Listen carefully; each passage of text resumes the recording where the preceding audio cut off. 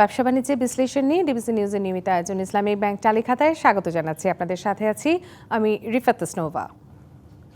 বাংলাদেশের ব্যাংক খাত দীর্ঘদিন ধরেই একটি অমীমাংসিত সংকটে খেলাপি ঋণ।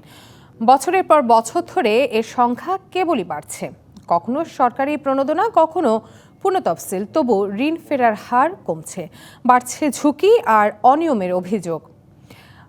2025 সালের মার্চ মাস পর্যন্ত ব্যাংক খাতে খেলাপি ঋণ দাঁড়িয়েছে 4,20,000 কোটি টাকারও বেশি। দেশের আর্থিক ইতিহাসে এটি সর্বোচ্চ।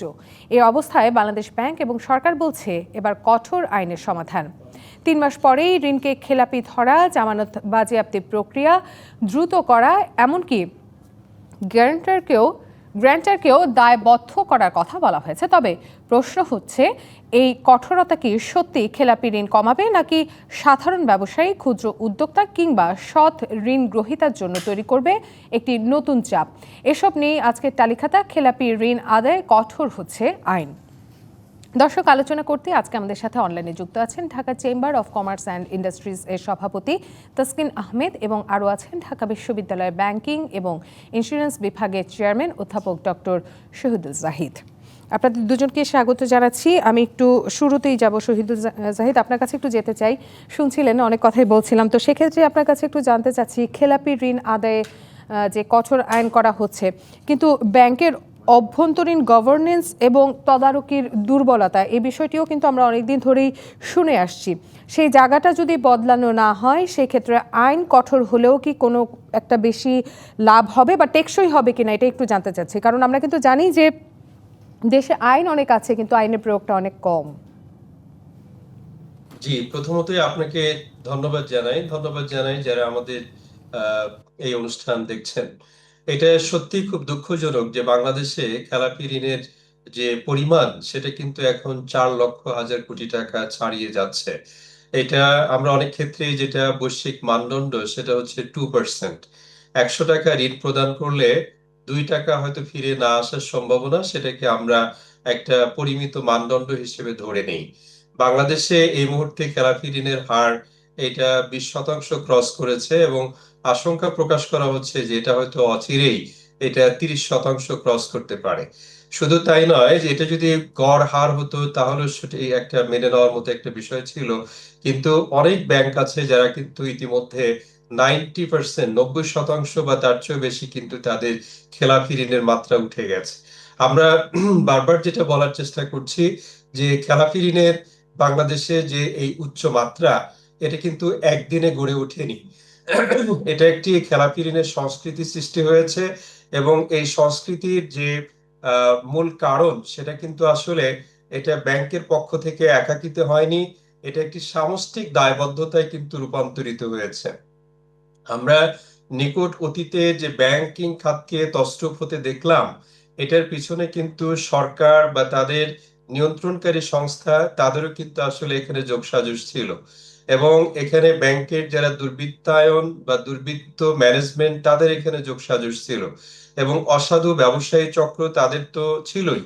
এখন শুধুমাত্র যদি আইন সংশোধন করে বা আইনের মাধ্যমে কড়াকড়ি করে এখানে একটি প্রক্রিয়া প্রতিস্থাপন করার চেষ্টা করা হয়, এখানে তো আসলে একটা আইন আছেই যে কেউ খেলাপি হলে তার নামে যে মামলা করা এখানে যায়। কিন্তু একটি বিষয় রয়েছে যে বিদ্যমান এই বিভিন্ন আইন বা আইনের, আমরা যদি আইনের কথা বলি, যে যখনই আইনের কোনো ব্যবস্থা, আইনগত ব্যবস্থা নেওয়া হয়, ব্যাংক ঋণ খেলাপিদের বিরুদ্ধে কোনো ব্যবস্থা নিতে চান, তখনই আদালতে রিট যে প্রক্রিয়া, সেটি দীর্ঘায়িত করেন অনেক গ্রাহক। এরকম একটি অভিযোগও রয়েছে, এবং প্রকৃত ক্ষতিগ্রস্ত যে গ্রাহক, এই সুযোগ খোলা থাকলে তাদের অপব্যবহার করেন ইচ্ছাকৃতভাবে করা খেলাপিরা। আমি একটু জনাব তাসকিন আহমেদ আপনার কাছে যেতে চাই।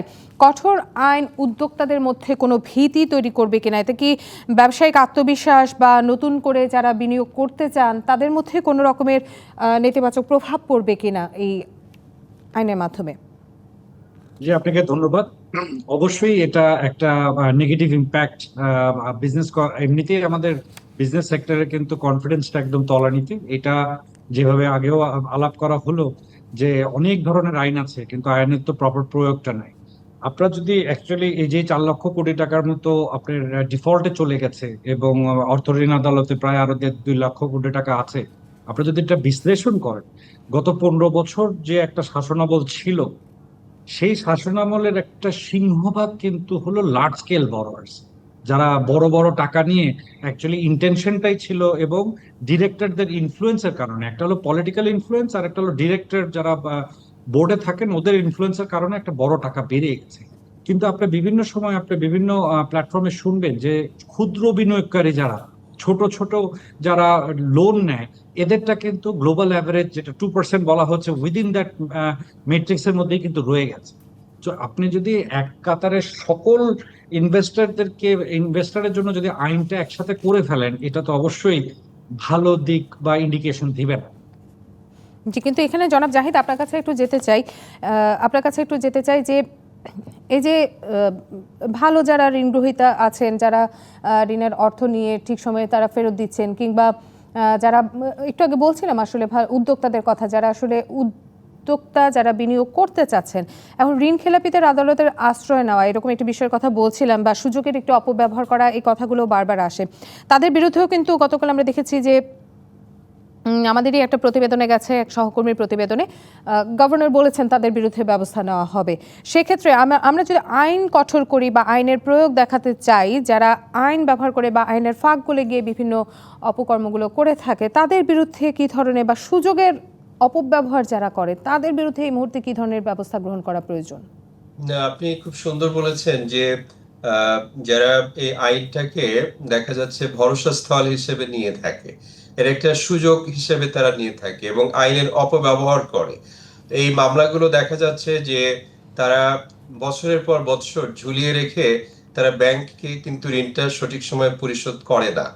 এখন গভর্নর সাহেব কিন্তু এই কথাটাও বলেছে যে সুদক্ষ ব্যাংক ম্যানেজমেন্ট পাওয়া এটা আমাদের জন্য দুষ্কর হয়ে যাচ্ছে, এবং সেই অনুষ্ঠানে অর্থ উপদেষ্টা মহোদয় ছিলেন, তিনি এটাকে আসলে এগ্রি করেছেন। তো এখন দেখুন যে আসলে শুধুমাত্র আইনটাকে কড়াকড়ি না করে যে সমস্ত কারণে এই খেলাপি ঋণের উচ্চ হার বাংলাদেশে, সেই সমস্ত কারণগুলোকে আসলে মূলোৎপাটন করতে হবে। এই কারণগুলোর একটা হচ্ছে যে দুষ্ট ম্যানেজমেন্ট, অসাধু ম্যানেজমেন্ট, এবং হচ্ছে দুর্বৃত্তায়িত যারা হচ্ছে বড়োয়ার আছেন, তারা কিন্তু যোগসাজশ করে এই উচ্চ খেলাপি ঋণের মাত্রাটা বাড়িয়ে দিয়েছে।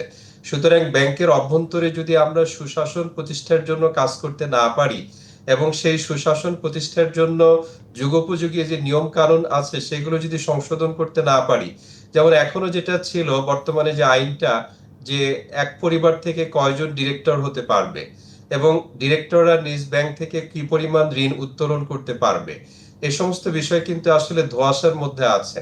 এরকমও তো আমরা দেখতে পেয়েছি নিকট অতীতে যে একটা ব্যাংকের ডিরেক্টর অন্য ব্যাংক থেকে ঋণ নিচ্ছে, অন্য ব্যাংকের ডিরেক্টর আবার তার ব্যাংক থেকে ঋণ নিচ্ছে। এই যে পারস্পরিক যোগসাজশ করে ব্যাংকগুলোকে যে তছরূপ করলো বা উচ্চ খেলাপি ঋণের দিকে চলে গেল, তাহলে সেগুলোতে আসলে মনোযোগ দেওয়া আরো একটু বিশেষভাবে প্রয়োজন। বিশেষ করে বলতে চাই যে যে সমস্ত ব্যাংক ম্যানেজমেন্ট তারা হচ্ছে তাদের মেরুদণ্ড সোজা করে দাঁড়াতে পারে নাই, আমরা অনেককেই বলতে শুনছি যে তারা শুধুমাত্র হুকুমের গোলাম, আজ্ঞাবহ হিসেবে কাজ করেছে, কেউ তাদেরকে উপর থেকে নির্দেশ দিয়েছে, সেটা রাজনৈতিক দুর্বৃত্তায়ন গ্রুপ হতে পারে, অথবা রেগুলেটরি বডি হতে পারে, অথবা ম্যানেজমেন্টের পক্ষ জি, থেকে। এখানে একটি বিষয় আমি একটু বলি জনাব তাসকিন, আপনার কাছে একটু আমি যেতে চাচ্ছি যে এখানে দুইটি জিনিস রয়েছে, একটি হচ্ছে ইচ্ছাকৃত ঋণ খেলাপি এবং যারা আছে আসলে তাদের কিছু করার নেই।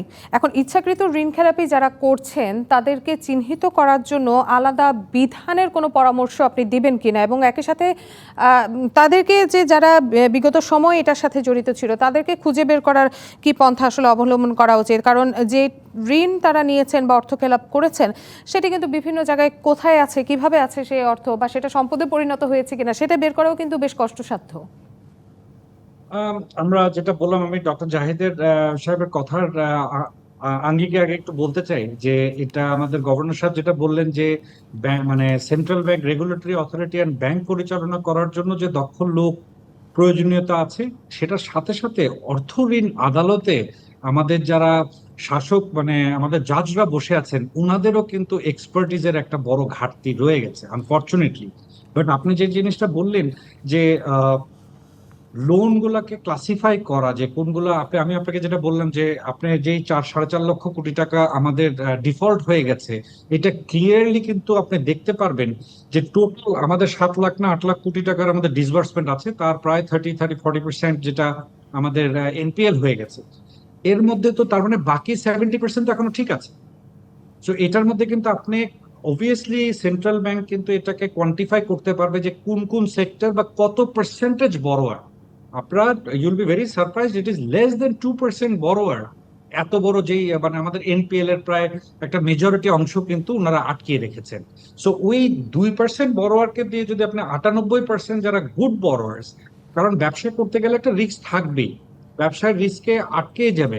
সত্যি কথা বলতে যে একটা ঋণ গ্রহীতা তার যদি সদিচ্ছা থাকে, আমরা যে আপনারা উইলফল ডিফল্টার বলছেন না, সেটা কিন্তু ব্যাংক কাস্টমার রিলেশনে কিন্তু যে সেন্ট্রাল এখানে আবার ব্যাংকের একটি অনেক বিষয় আইন আছে রয়েছে যেটা জনাব এগেইনস্ট তাসকিন, আমরা। নিয়মিত যারা জি ঋণ গ্রহীতা রয়েছে তারাও কিন্তু বলছেন যে যারা ফেরত দেয় না তারাই কিন্তু বারবার সুবিধা পাচ্ছেন, এরকম একটি অভিযোগ আমরা পেয়েছি। এক্স্যাক্টলি। জনাব তাসকিন এবং জনাব জাহিদ, আমরা ছোট্ট একটি বিরতিতে যাব, বিরতির পর আমরা আবারও ফিরে আসছি আমাদের মূল আলোচনায়। দর্শক, বিরতি নিচ্ছি ব্যবসা বাণিজ্য বিশ্লেষণ নিয়ে ডিবিসি নিউজের নিয়মিত আয়োজন ইসলামী ব্যাংক চালি খাতায়, সঙ্গে থাকুন। দর্শক, বিরতির পর আবারও স্বাগত জানাচ্ছি ব্যবসা বাণিজ্য বিশ্লেষণ নিয়ে ডিবিসি নিউজের নিয়মিত আয়োজন ইসলামিক ব্যাংক চালি খাতায়। এ পর্যায়ে আমি একটু আমাদের সাথে যে দুইজন অতিথি যুক্ত আছেন, ডক্টর শহীদুল জাহিদ এবং আছেন তাসকিন আহমেদ, এ পর্যায়ে আমি একটু যেতে চাই জনাব শহীদুল জাহিদ আপনার কাছে। এই আইনে যেটা আছে যে 3 মাসের ঋণ খেলাপি ঘোষণা করা হলেও আদালতে মামলা নিষ্পত্তি হতেই কিন্তু আমরা দেখেছি যে বছরের পর বছর সময় লেগে যায়। এখন এটা কি সাংঘর্ষিক কিনা যে 3 মাসে ঋণ খেলাপি ঘোষণা, আবার একটি আইন যখন আদালতে কোনো মামলা হয় সেটি নিষ্পত্তি হতে আবার অনেক সময় লেগে যায়, দুটোর মধ্যে আপনি সামঞ্জস্য করবেন কিভাবে? এখানে সামঞ্জস্য করা খুবই সোজা। একটা হচ্ছে যে তারা যে আসলে অসাধু উপায়ে এই মামলাটাকে ঝুলিয়ে রাখার ব্যবস্থা করেন, এখানে তো আসলে যারা মামলা পরিচালনা করেন তাদেরও তো আসলে এখানে নীতি নৈতিকতার আওতাভুক্ত আসা উচিত। কারণটা হচ্ছে যে আইনজীবী এই ধরনের মামলার পক্ষে লড়েন তাদের আসলে লড়া উচিত হবে না, এবং এই সমস্ত মামলা যাতে অতি দ্রুত নিষ্পত্তি হয় সেটার জন্য যথোপযুক্ত আইনি কাঠামো মানে সংশোধন করে, বিশেষ করে এই যে আমাদের তাসকিন ভাই ইতিমধ্যে বলেছেন যে যে সমস্ত জজ ব্যারিস্টার আছেন, মানে যাদের আদালতে মামলাগুলো যান, তারা যদি একটু মানবিকতার সাথে, কারণটা হচ্ছে এগুলো তো জনগণের টাকা, এগুলো তারা তছরূপ করেছে এবং তারা এগুলো যথাসময়ে ফেরত দিতে চায় না। এগুলো যদি যথাসময়ে ফেরত দিতে না চায় তাহলে কি পরিমাণ জনদুর্ভোগ হয় এটা কিন্তু আসলে তাদের মাথায় রাখতে হবে। এখানে লাখ লাখ দেখা যাচ্ছে ডিপোজিটর, এই দেখেন যে এই ইসলামী ঘরানার বেশ কয়েকটা ব্যাংক মার্জার প্রক্রিয়ার মধ্যে আছে। তাই না, শুধু আরো অনেকগুলো কয়েক ডজন ব্যাংক আছে তারা হয়তো ঝুঁকির পর্যায়ে আছে, ঝুঁকিযুক্ত পর্যায়ে আছে। তো সুতরাং এই সমস্ত ব্যাংকের সাথে হাজার হাজার মানে আমানতকারী, তারা কিন্তু আসলে বিপদগ্রস্ত আছেন। এই আমানতকারীদের টাকা ফেরত দেওয়ার জন্য আসলে ব্যাংকগুলোর তো আসলে যথাসময়ে এই প্রদেয় ঋণ এবং অ্যাডভান্স যা আছে এগুলো তো আসলে উদ্ধার করা দরকার। আর এগুলো যদি আদালতে মামলা ঠুকে এরা যদি অসাধু ব্যবসায়ী মহল পার যে এখানে পেয়ে যায়। অসাধু ব্যবসায়ের কথা যেহেতু আসছে, আমি বিরতির আগে জনাব তাসকিন আপনার কাছে ছিলাম যে বিষয়টি নিয়ে আপনি বলতে চাচ্ছিলেন যে নিয়মিত যারা ঋণ গ্রহীতা তারা কিন্তু বলছেন যারা ফেরত দেয় না, অর্থাৎ ইচ্ছাকৃতভাবে যারা খেলাপি করছে তারাই সুবিধা পেয়ে যাচ্ছে। আপনি কি মনে করছেন যে আসলে এটা হচ্ছে, এবং এই অসামঞ্জস্য থেকে ব্যাংক খাতকে কিভাবে বের করে আনা সম্ভব? দেখেন, ব্যাংক খাতটা এটা যে কোনো অর্থনীতির একটা ওয়ান অফ দা মেরুদণ্ড। এই ব্যাংক খাতে একটা এফিশিয়েন্ট ব্যাংকিং সিস্টেম একটা দেশকে এবং অর্থনীতিকে সামনের দিকে নিয়ে যাওয়ার জন্য একটা মানে খুবই অত্যন্ত গুরুত্বপূর্ণ একটি টুল। তো সবচেয়ে সত্যি কথা বলতে সেন্ট্রাল ব্যাংক আইন করে, আপনি আইন তো অবশ্যই থাকতে হবে, কিন্তু আর শুধু এক আইন করে না, সর্বপ্রথম হলো পলিটিক্যাল উইল, যেই নির্বাচিত সরকারই থাকবেন। এবং আমাদের দুর্ভাগ্যজনক ভাবে হলেও যেটা জাহিদ ভাই বলছিলেন যে রেগুলেটরি অথরিটি এই 15 বছর ঘুমাচ্ছিল, তো ওখানেও কিন্তু একটা পলিটিক্যাল মানে প্রেশার ছিল। ব্যাংকিং সিস্টেমের মধ্যে একটা পলিটিক্যাল প্রেশার ছিল, যে ব্যাংকের যে বোর্ড অফ ডিরেক্টরদেরকে কিছু লোন দেওয়ার জন্য। তো আমি যে জিনিসটা গতকাল গভর্নর মহোদয়ের জিনিসটা শুনছিলাম, আমি নির্দ্বিধায় বলতে চাই, সত্যি কথা বলতে এই পরিবর্তিত সরকার ইন্টারিম গভর্নমেন্ট যতগুলো মানে রিফর্মের হাত নিয়েছেন, আমরা সাধুবাদ জানাই আমাদের মাননীয় গভর্নর সাহেবকে। উনি কিন্তু আমরা ইম্প্যাক্টফুল বেশ কিছু রিফর্মস উনি এনেছেন, এবং এর যেই জিনিসটা বলা হচ্ছে যে অর্থলীন আদালতে গেলে কিন্তু এখানে একটি 30% প্রশ্ন দিতে কিন্তু হবে, আমার মনে হয়। এখানে জি। একটি প্রশ্ন কিন্তু আসলে থেকেই যায়, আইন যদি কঠোর করা হয় তাহলে ঋণ প্রবাহ কমে যাওয়ার একটি সম্ভাবনা থাকে, তাহলে কি ব্যাংক খাত নিজেই বিনিয়োগে ক্ষেত্রে সংকটে পড়বে কিনা আপনার কাছে একটু জানতে চাবো জনাব তাসকিন। আম, আমি ঠিক মনে করি না। অফকোর্স এটার একটা নেগেটিভ ইম্প্যাক্ট থাকবে, কিন্তু আইন অবশ্যই থাকতে হবে। যে জিনিসটা উনি করেছে, দেখেন আমাদের ইনকাম ট্যাক্সের কিন্তু আইনে আছে যে আপনি যদি সরকারের একটা প্রদত্ত ট্যাক্স যদি আপনি এটা চ্যালেঞ্জ করতে চান, আপনাকে 10% জমা দিয়ে হাইকোর্টে যেতে হবে। তো আমার কাছে মনে হচ্ছে 30% একটু বেশি হয়ে গেছে। এবং আপনাদের অবশ্যই স্মল স্কেল যারা ঋণ গ্রহীতা এবং লার্জ স্কেল ঋণ গ্রহীতা, এদের মধ্যে দুটো আলাদা পৃথকভাবে সেকশন করে লোন মানে আইনটা ভেবে দেখা উচিত সরকারকে।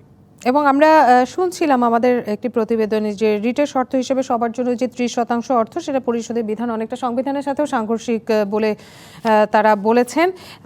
জনাব তাসকিন এবং জনাব জাহিদ, আমরা একেবারেই শেষ পর্যায়ে চলে এসেছি, আমাদের আজকে এখানেই শেষ করতে হচ্ছে। তবে আমরা এটাও চিন্তা করছি আবারও ঘুরে দাঁড়াবে ব্যাংক খাত। আমাদের বিনিয়োগে ধীর গতি রয়েছে, অর্থনীতি পুনরুদ্ধারের জন্য ব্যাংক খাত অত্যন্ত গুরুত্বপূর্ণ, এবং এই কঠোর আইন প্রবাহ কোনো বাধা সৃষ্টি করবে না, বরং খেলাপি ঋণ যেগুলো রয়েছে সেগুলো আদায়ের সহায়তা করবে। আপনাদের দুজনকেই ধন্যবাদ জানাচ্ছি। আপনাকেও ধন্যবাদ। ধন্যবাদ। দর্শক, শেষ করছি ব্যবসা বাণিজ্যের বিশ্লেষণ নিয়ে ডিবিসি নিউজের নিয়মিত আয়োজন ইসলামিক ব্যাংক চালিখাতা। এতক্ষণ সঙ্গে থাকার জন্য সবাইকে ধন্যবাদ।